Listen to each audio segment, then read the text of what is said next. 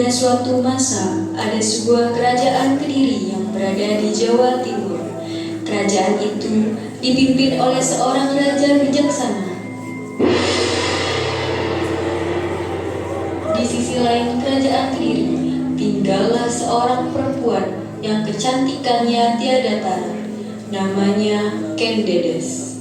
Selamat pagi Ayahanda. Ayah pergi kemana? Pagi juga, pastiku. Ayah ingin berkunjung ke pusat kerajaan sebentar. Tidak lama, apa kamu ingin menitip sesuatu? Tidak. Baiklah jika ayah ingin pergi. Hati-hati.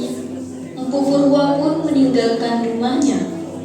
Di rumah, Ken Dedes mendengar ada seseorang yang ingin masuk, dan orang tersebut merupakan Tunggul Ametung, sang raja. Wahai yang mulia, ada keperluan apa Anda kemari? Rumor itu benar. Engkau sangat cerita, Ken Dedes. Saya langsung saja. Bagaimana jika Anda menikah dengan saya? Ken Dedes yang mendengar hal tersebut terkejut. Namun, dia tak memberi jawaban pasti. Dia hanya terdiam. Tunggul Ametung pun membawa paksa Ken Dedes pulang ke istana. Sepulangnya Empu Purwa ke rumah, dia tak lagi menemukan Ken Dedes. Empu Purwa sedih. Ia murka bahwa putrinya telah diculik. Putriku, aku bersumpah semua jika awak bukan tiba sosok aku akan mati cuma cekris di jantungnya. Ken Arok adalah putra dari pejabat daerah Kediri yang suka melakukan kejahatan. Hidupnya biasa saja, sampai suatu hari seseorang menemuinya. Apakah engkau Ken Arok? Aku Logawe, seorang Brahmana. Aku punya kesempatan menarik untuk bekerja sebagai prajurit di Istana Balgin. Bagaimana Anda tahu? Saya cukup kuat sehingga cocok dipekerjakan sebagai prajurit di istana. Aku melihat potensi yang tidak terlihat di matamu. Ken Arok, percayalah padaku, maka hidupmu akan lebih dari sekedar dandalan di pasar. Baiklah, Logawe, aku percaya padamu. Ken Arok sebenarnya mempunyai istri bernama Ken Umang. Ken Arok pulang untuk pamit dan meninggalkan istrinya. Wahai istriku, aku mendapat pekerjaan menjadi prajurit di istana. Aku berharap engkau rela untuk aku tinggal. Dari siapa engkau mendapat pekerjaan itu? Logawe, seorang Brahmana. Apa boleh buat? Tinggalkan saja aku. Kembalilah jika sempat. Peristiwa menarik terjadi ketika ia sudah bekerja di istana. Hari ini kau bertugas untuk mengawal istri sang paduka raja. Berhati-hatilah dengan tingkah lakumu. Yang mulia tidak suka apabila istrinya diperlakukan tidak baik, terutama dia sedang mengandung penerus selanjutnya. Tenang saja, secantik apa sebenarnya istri Tunggul Ametung yang sangat dicintainya itu? Kau tidak tahu, bahkan kerajaan lain rela bersimpah darah untuk memilihnya. Sudah, bekerjalah sana. Kereta yang ditumpangi Ken Dedes memasuki pekarangan istana. Ken Arok menunggu sampai kereta itu berhenti sempurna. Sembah sujud syukur kunjung marang Gusti.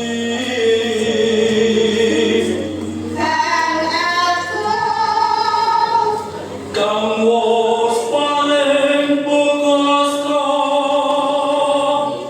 marang kita.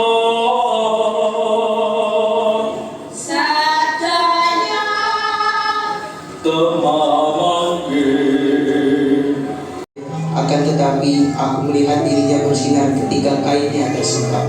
Sungguh, wahai Ken Arok, apabila kau tahu bahwa wanita yang bercahaya ketika kainnya tersikap adalah wanita dari Suari, ratu yang agung, itu merupakan wanita pilihan. Benarkah? Betapa niscayanya laki-laki yang akan menikahi wanita seperti itu akan menjadi raja yang besar. Bahkan keturunannya akan menjadi orang berkuasa. Aku punya rencana. Apa itu? Jika aku berkenan tangan, Aku akan membunuh Tunggul Ametung.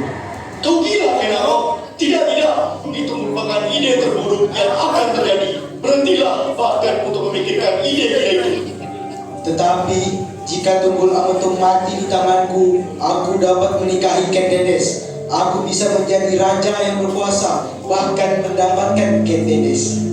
Tidak, Ken Arok. kau telah terbutakan oleh tahta. Jika ingin melakukan tahlilan, silahkan, tapi jangan menyeret aku ke dalamnya. Ken Arok tetap keras kepala. Ia mulai menyusun rencananya. Ia kemudian mendatangi Mpu Gandring, berniat memesan keris. Wahai Mpu, berkenankah engkau membuatkan aku satu keris yang kuat? Untuk apa keris itu? Saya adalah prajurit yang bekerja di istana. Baiklah, Lalu aku ingin keris itu jadi secepatnya. 12 bulan. Bukankah itu terlalu lama? Itu sudah cepat, pembuatannya rumit. Ya sudah, 12 bulan. Ken Arok meninggalkan Mpu Gandring. Mpu Gandring merasa keris tersebut akan digunakan untuk kejahatan. Keris yang diinginkan Ken Arok mulai dibuat. Bulan demi bulan terlewati. Tak sabar menunggu, Ken Arok mendatangi kembali Mpu Gandring di bulan ke-7. Wahai Mpu Gandring, aku ingin mengambil kerisku. Ken Arok, aku masih ingat apa yang aku ucapkan 7 bulan lalu. Kita sepakat untuk mengambilnya pada bulan ke-12, bukan? Apakah tidak bisa dipercepat? Proses pembuatan keris itu tidak mudah, Ken Arok. Daripada kamu membuang waktu di sini, lebih baik kamu pulang. Merasa marah karena kerisnya belum bisa diambil, Ken Arok mengambil paksa keris miliknya.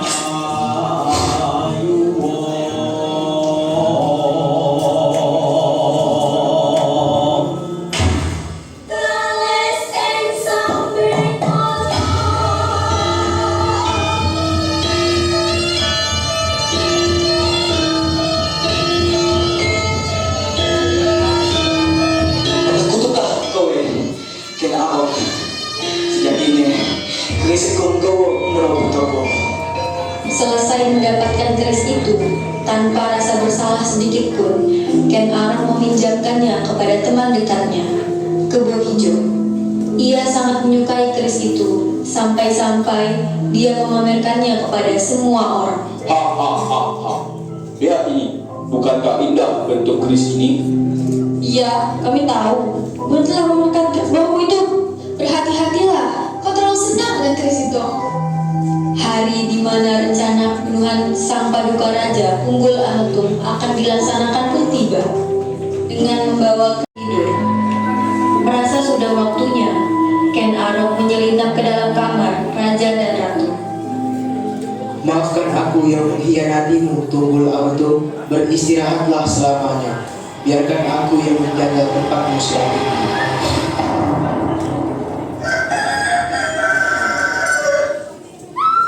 Raja tidak bangun hari ini. Pemakaman pun dilaksanakan pagi itu juga, diiringi dengan pencarian sang pembunuh.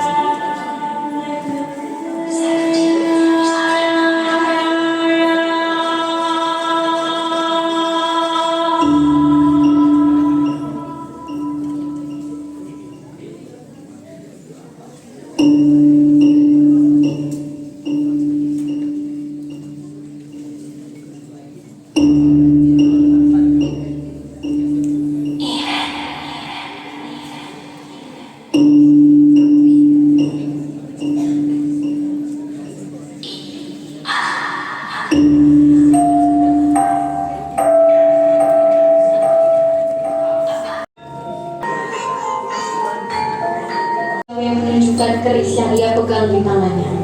Aku dengar kamu merupakan orang yang memiliki keris ini. Sekarang kau berencana menunjukkan simpatimu agar tidak dihukum mati.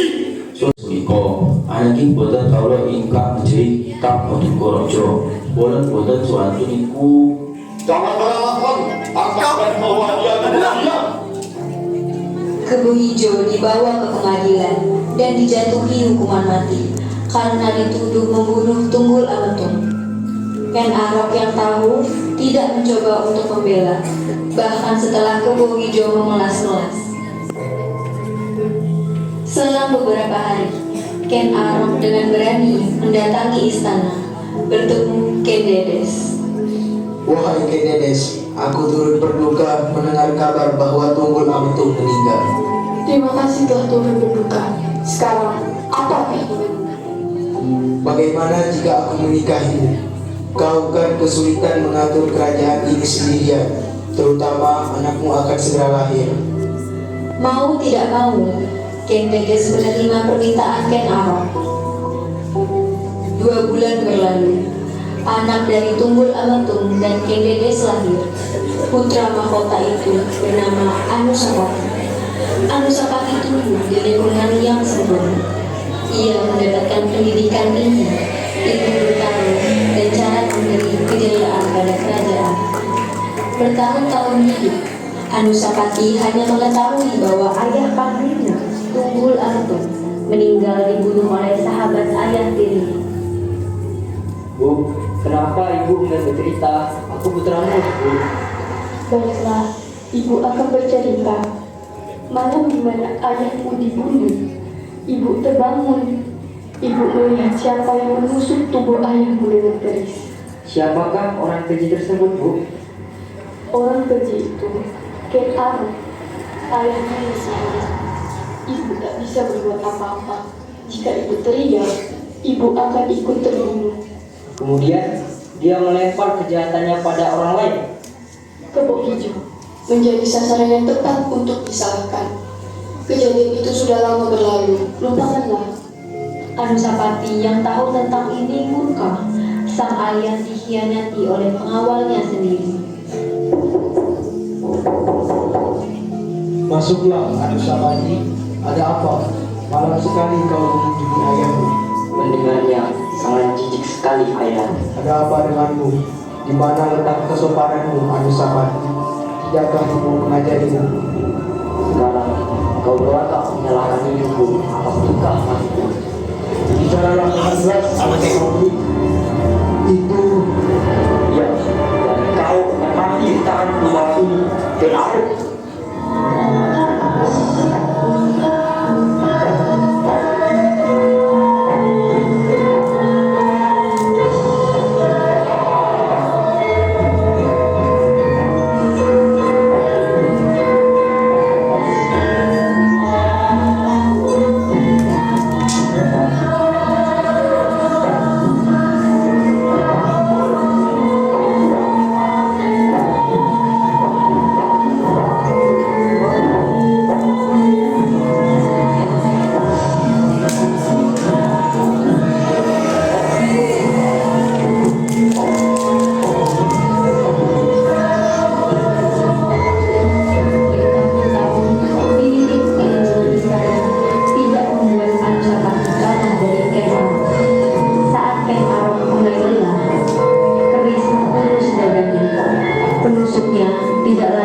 Anusapati sendiri. Aku memaksa ibu untuk bercerita, Ken Arok. Beristirahatlah selamanya. Biarkan aku yang menjaga tempatmu selanjutnya. Anusapati memanggil seorang dayang. Dayang tersebut disuruh mengambil keris yang tertancap di dada Ken Arok. Lo gawe, seseorang bunuh ayah. Tuh, boten kalau ke Adipati, kaulah boten watul ke Adipati, kaulah punika namun rakyat biasa. Rasa akan ngomong, wis belas aku ngerti ini. Boten, menikah, saya tuh boten leres. Kang sinuwun Anusapati, sumoga dawuhipun, bilih boten kaulah kang menjahit ge. Apa yang kau bicarakan? Aku menemui ayahku dan melihat tangan kotormu membunuh ayahku. Iya mulia, kenapa Anda tega? Ya mulia. Pemakaman dilakukan. Ken Uma, istri pertama Ken Arok, mendatangi pemakaman suaminya dengan isak penuh duka.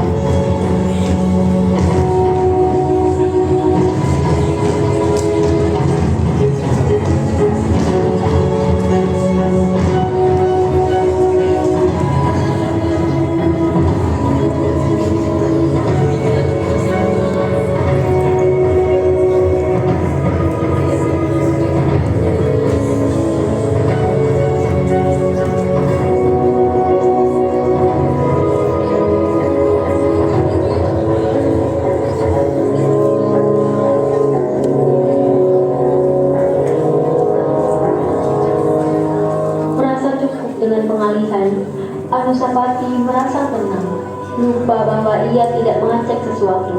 Anusapati tidak tahu bahwa Ken Arok mempunyai anak dengan wanita lain. Tohjaya merupakan anak Ken Arok dan Ken Umang yang terlupakan. Ketika kebanyakan orang sibuk berduka, ia memilih pergi ke sang dayang ditahan. Toh Jaya bicara pada dayang itu, mengetahui kebenarannya. Ia marah besar karena sang ayah dikhianati. Dasar naif, kau bahkan lupa memeriksa riwayat hidup orang yang akan kau bunuh.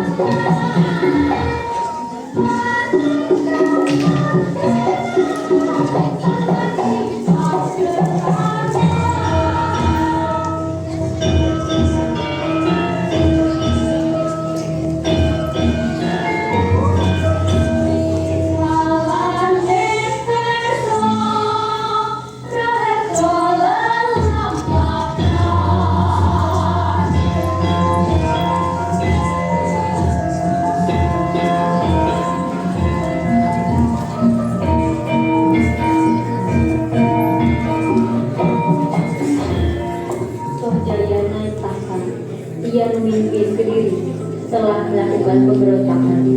Demikianlah sejarah di balik berdirinya Kerajaan Singasari, Jawa Timur.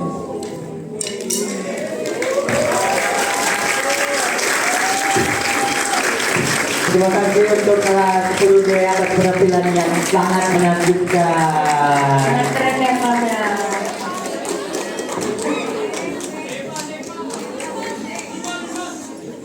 Selanjutnya adalah pembacaan peran dan jabatan. Untuk namanya yang dipanggil boleh maju selangkah atau angkat tangan. Kintara Kalisti Mulia selaku pimpinan produksi kelas penata busana dan penari. Rasa Dila selaku sutradara dan pemain. Joyce Grace Prestisia Samosir selaku koreografer, pemain dan penari.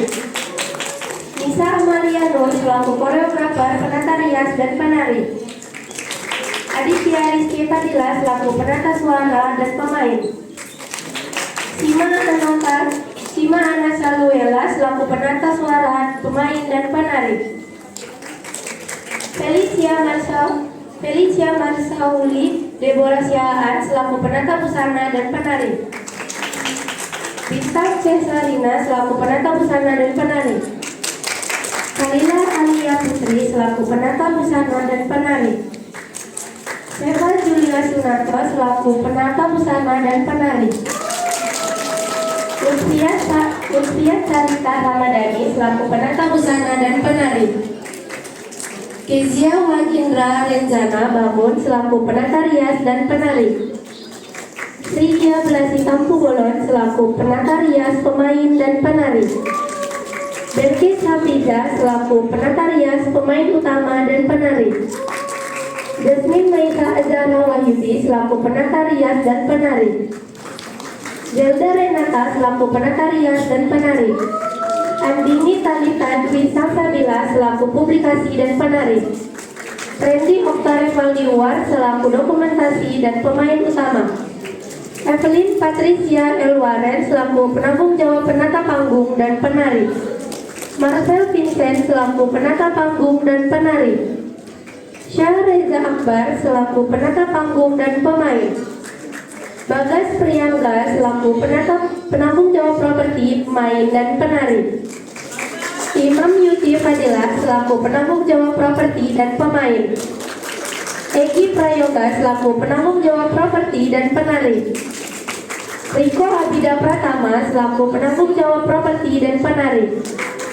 Julio Gabriel Parmonangan Syahan selaku penanggung jawab properti dan penari.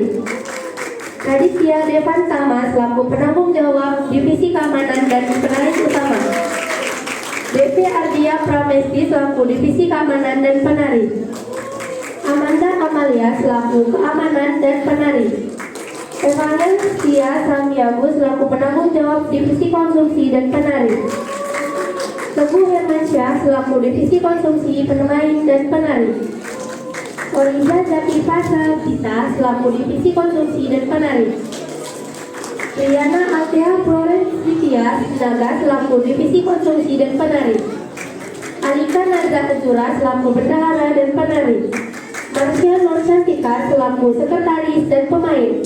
Revalin Intan Lasrohani Silitonga selaku sekretaris dan penari.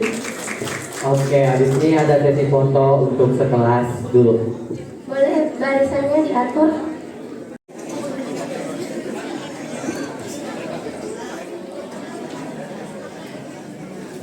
Yang cowok boleh duduk, yang cewek dan menekan dan bergerak. Dapat, Bu.